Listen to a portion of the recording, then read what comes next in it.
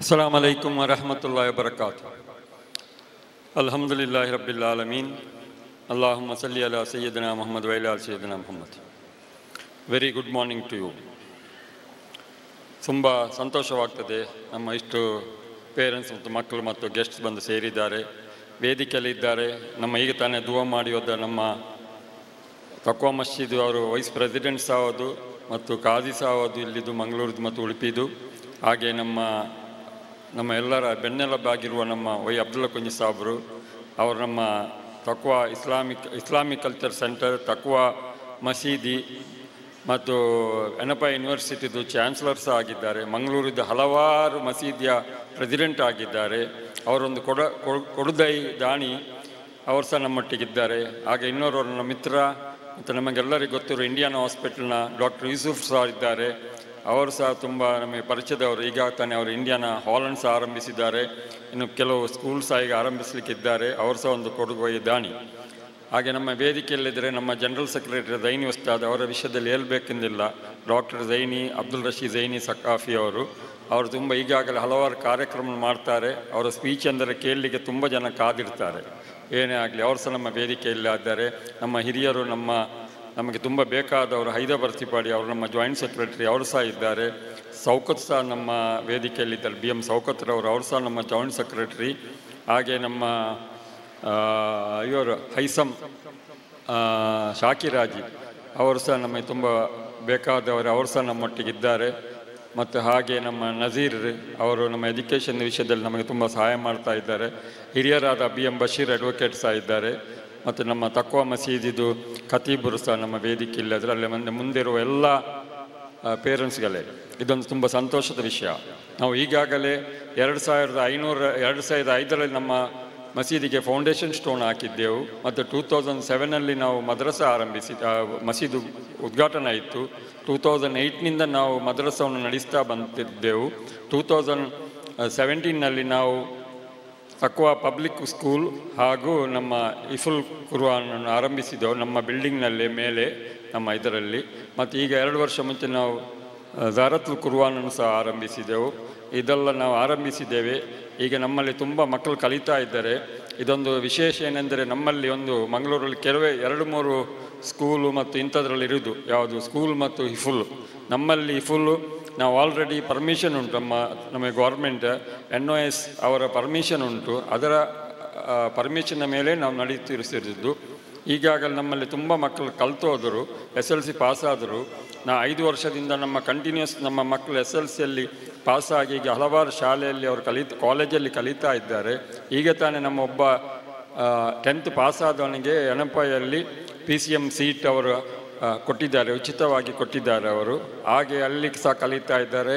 ನಮ್ಮ LSSL ಸಹ ಕಲಿತಾ ಇದ್ದಾರೆ, ಸೈಂಟ್ ಮೇರೀಸಲ್ಲಿ ಸಹ ಕಲಿತಾ ಇದ್ದಾರೆ ನಮ್ಮ ಮಕ್ಕಳು. ನಮಗೆ ಎಕ್ಸಾಮ್ ಸೆಂಟ್ರ್ ಇರೋದು ಒಂದು ಶಾರದಾ ಸ್ಕೂಲ್, ನಿಮಗೆ ಗೊತ್ತಿರ್ಬೋದು, ಶಾರದಾ ಸ್ಕೂಲು, ಮತ್ತೊಂದು ಸೈಂಟ್ ಆ್ಯನ್ಸ್, ಮತ್ತೊಂದು ಇದು ಕೇಂದ್ರ ವಿದ್ಯಾಲಯದಲ್ಲಿ ಸಹ ನಮ್ಮ ಸೆಂಟ್ರ್ ಆಗಿ ಉಂಟು. ಇದೆಲ್ಲ ನಾವು ನಡೀತಾ ಇದ್ದೆ. ನಮಗೆ ತುಂಬ ಖುಷಿ ಏನಂದರೆ, ನಮ್ಮ ಮಸೀದಿಯ ಮಾಳಿಗೆಯಲ್ಲಿ ನಾವು ಇಂಥ ಒಂದು ಸ್ಕೂಲ್ ನಡೆಸ್ತಾ ಇದ್ದೇವೆ, ಇಫುಲ್ ಕುರ್ಆನ್ ಕಲಿಸ್ತಾ ಇದ್ದೇವೆ. ನಿಮ್ಮ ಮಕ್ಕಳಿಗೆ ಸಹ ತುಂಬ ಭಾಗ್ಯ ಏನಂದರೆ, ಅಂಡರ್ 1 ರೂಫಲ್ಲಿ ನಿಮಗೆ ಇಫುಲ್ ಮತ್ತು ಸ್ಕೂಲ್ ನಡೀತಾ ಉಂಟು. ಇದು ತುಂಬ ಭಾಗ್ಯ ಈ ಮಕ್ಕಳಿಗೆ. ಇದೊಂದು ಕಲಿಯುವುದು ಅಂದರೆ ತುಂಬ ಭಾಗ್ಯದ ವಿಷಯ. ಏನೆಂದರೆ ಎಲ್ಲಿ ಸಹ ಇಂಥ ಒಂದು ಅವಕಾಶ ಸಿಕ್ಕುವುದಿಲ್ಲ. ಒಬ್ಬ ಹಾಫಿಲ್ ಆದರೆ ಎಷ್ಟು ಪುಣ್ಯ ಉಂಟು ಅಂತ ನಿಮಗೆ ಗೊತ್ತಿರ್ಬೋದು. ನಾನು ಹೇಳಬೇಕಿಂದ ಆದರೆ 2 ವಿಷಯ ಹೇಳ್ತೇನೆ. ಅವನಿಗೆ ಕೆಲವರಿಗೆ ಶಫಾತ್ ಕೊಡಲಿಕ್ಕೆ ಅವನಿಗೆ ರೈಟ್ಸ್ ಉಂಟು. ತಂದೆ ತಾಯಿಯವರಿಗೆ ಮೊದಲಾಗಿ ಅವನಿಗೆ ಶಫಾತ್ ಮಾಡ್ಬೋದು ಅವನಿಗೆ. ಮತ್ತು ಅವನೊಂದು ಮುಸಾಫಿನಾಗಿ ರಸೂಲ್ನ ಕಾಲದಲ್ಲಿ ಒಬ್ಬ ಹಾಫಿಲ್ ಆದರೆ ಅವನನ್ನು ಕುದುರೆಯಲ್ಲಿ ತಂದು ಅವನಿಗೆ ಸ್ವಾಗತಿಸ್ತಿದ್ದರು. ಇದೆಲ್ಲ ಇರುವ ಒಂದು ಪುಣ್ಯ ಯಾರಿಗೆ? ಹಾಫಿಲ್ಗಳಿಗೆ. ಆ ಹಾಫಿಲ್ಗಳು ಇದನ್ನು ಇಲ್ಲಿ ಕಲಿತಾ ಇದ್ದರೆ ಅವರನ್ನು ನೋಡಬೇಕು. ಮನೆಯಲ್ಲಿ ಓದ್ತಾರೆ ಅಂದು ದಿನಾಗಲೂ ಅವರೊಂದು 200 ಆಯತ್ತನ್ನಾದರೂ ಓದಬೇಕು, ಒಂದು ಜೂಜ್ ದಿವಸ ಆದರೂ ಓದಬೇಕು. ಮತ್ತು ಅವರನ್ನು ನೀವು TV ಮೊಬೈಲ್ ಇದರಿಂದ ಸ್ವಲ್ಪ ದೂರ ಇಡಬೇಕು. ಅವರೊಂದೊಂದು ಮುಸಾಫಿನ ಅಂತವರು, ಅವರಿಗೆ ನೀವು ಆದಷ್ಟು ಈ ಹಾಫಿಲ್ ಓದಲಿಕ್ಕೆ ಕಲಿಸಬೇಕು. ದಿವಸಾಗಲೂ ಅವರು ಓದಬೇಕು. ನಾನು ನಮ್ಮ ಉಸ್ತಾದ್ಗಳಿಗೆ ಹೇಳಿದ್ದೇನೆ, ಕುರ್ಆನದ ಅರ್ಥ ಸಹ ಅವರಿಗೆ ಹೇಳಿಕೊಡಬೇಕು. ಯಾಕೆಂದರೆ ಖಾಲಿ ಕುರ್ಆನ್ ಓದಿದ್ರೆ ಪ್ರಯೋಜನ ಇಲ್ಲ, ಅದರ ಅರ್ಥ ಗೊತ್ತಿರಬೇಕು. ಅದನ್ನು ಓದುವ ನಮ್ಮನೆಯಲ್ಲಿ ಓದಬೇಕು. ನಾವಾದರೆ ಸಹ ಕುರ್ಆನ್ ಓದುವಾಗ ಅದನ್ನು ಸರಿಯಾಗಿ ಓದಬೇಕು, ತಪ್ಪು ಬರದಾಗಿ ಓದಬೇಕು. ನಮಗೆ ಕುರ್ಆನ್ ಕಲೀಲಿಕ್ಕೆ ಬೇಕಾದರೆ ನಮ್ಮ ಉಸ್ತಾದರಿದ್ದಾರೆ ಖತೀಬ್ರು, ಅವರು ಬೇಕಾದರೆ ನಿಮಗೆ ಸ್ಪೆಷಲ್ ಕ್ಲಾಸ್ ಕೊಡ್ತಾರೆ. ಕುರ್ಆನ್ ತಜ್ವೀದ್ ಸರಿ ಇಲ್ಲದ್ರೆ ಅವರು ಸಹ ಕಲಿಸಲಿಕ್ಕೆ ರೆಡಿ ಇದ್ದಾರೆ. ಹಾಗಾಗಿ ನೀವು ಸಹ ಕುರ್ಆನ್ ಓದಲಿಕ್ಕೆ ಏನು ಸ್ವಲ್ಪ ಏನಾದರೂ ಮಿಸ್ಟೇಕ್ ಇದ್ದರೆ ಅದನ್ನು ಸಹ ಸರಿಪಡಿಸಿಕೊಳ್ಳಿ. ಈಗಾಗಲೇ ನಮ್ಮ ಇದರ ಹಿಂದೆ ಇದ್ದಾರೆ, ನಮ್ಮ ಇಫುಲ್ ಕ್ಲಾಸ್ ಹಿಂದೆ ಇದ್ದಾರೆ ಸಲ್ಮಾನ್ ಉಸ್ತಾದ್ ಎಲ್ಲಿದ್ದಾರೆ? ಇವರು ಈಗ 7 ವರ್ಷದಿಂದ ನಮ್ಮಲ್ಲಿ ಇಫುಲ್ದು ಹೆಡ್ ಆಗಿದ್ದಾರೆ. ಅವರಿಗೆ ತುಂಬ ನಾಲೆಜ್ ಉಂಟು. ಅವರು ನಮ್ಮನ್ನು ಇಫುಲನ್ನು ನೋಡ್ತಾ ಇದ್ದಾರೆ. ಮದ್ರಸಾದ ಹೆಡ್ ಆಗಿ ಸದರಾಗಿ ನಮ್ಮ ಸುಹೇಲ್ ಅಂದು ಈಗ ಇತ್ತೀಚೆಗೆ ಅವರು ನಮ್ಮಲ್ಲಿ ಜಾಯಿನ್ ಆಗಿದ್ದಾರೆ. ಅವರು ಸಹ ತುಂಬ ಮುಂಚೆ ನಮ್ಮ ಇಫುಲ್ ಹೊಸ್ತಾದಾಗಿದ್ದರು ಅವರು, ಮತ್ತು ಅವರ ನಡುವಿನಲ್ಲಿ ಬಿಟ್ಟಿದ್ದರು. ಮತ್ತು ಈಗ ಬಂದು ನಮ್ಮ ಮದ್ರಸದ್ದು ಇನ್ಚಾರ್ಜ್ ಹಾಗೂ ಇಫುಲ್ ಸಹ ಕಲಿಸ್ತಾ ಇದ್ದಾರೆ. ಮತ್ತು ನಮ್ಮ ಸ್ಕೂಲಿದು ಎಲ್ಲ ಅಡ್ಮಿನಿಸ್ಟ್ರೇಟರ್ ಮಿಸಸ್ ಅಸ್ಮಾನವರು ನೋಡ್ತಾ ಇದ್ದಾರೆ. ಅವರು ನಮ್ಮ ಇದಕ್ಕೆಲ್ಲ ಬೆನ್ನೆಲುಬಾಗಿ ನಿಂತಿದ್ದಾರೆ. ಈ ಪ್ರೋಗ್ರಾಮ್ಸ್ ಇದನ್ನೆಲ್ಲ ಮಾಡಲಿಕ್ಕೆ ಅವರು ಇಷ್ಟು ಶ್ರಮಪಟ್ಟಿದ್ದಾರೆ. ಅವರು ಫಾರಿನಲ್ಲಿ ದುಬೈಯಲ್ಲಿ ಕೆಲಸ ಮಾಡ್ತಿದ್ದರು, ಮತ್ತು ಬಿಟ್ಟು ನಮ್ಮ ಸ್ಕೂಲ್ನಲ್ಲಿ ಮ್ಯಾನೇಜ್ಮೆಂಟ್ ನೋಡ್ತಿದ್ದಾರೆ. ಅವರು ಸಹ ನಮ್ಮೊಟ್ಟಿಗಿದ್ದಾರೆ. ಮತ್ತು ಝೀಕ್ವ್ಯೂ ನಮ್ಮ ಸ್ಕೂಲಲ್ಲಿ ಉಂಟು. ಈಗಾಗಲೇ ತುಂಬ ಮಕ್ಕಳು ಕಲಿತಾ ಇದ್ದಾರೆ. ಈಗ ನಿಮ್ಮೆಲ್ಲ ನೋಡಿರ್ಬೋದು ನಮ್ಮ ಈ ಝೀಕ್ವ್ಯೂದು ಮಕ್ಕಳನ್ನು. ಇನ್ಶಾ ಅಲ್ಲ ಇನ್ನೂ ಸಹ ನಮ್ಮ ಕೆಲವು ಪ್ರೋಗ್ರಾಮ್ ಉಂಟು, ಈ ಕಾರ್ಯಕ್ರಮ, ಅದನ್ನು ನೀವು ನೋಡಿ ಹೋಗಬೇಕು. ಹೋದ ವರ್ಷ ನಮ್ಮಲ್ಲಿ ಹಾಫಿಲಾದ 24-25 ಮತ್ತು 23-24 ಹಾಫಿಲಾದ ಇಬ್ಬರು ಮಕ್ಕಳಿಗೆ ಸನ್ಮಾನ ಉಂಟು ಇಲ್ಲಿ, ಅದು ಸಹ ನೋಡಬೇಕು ನೀವು.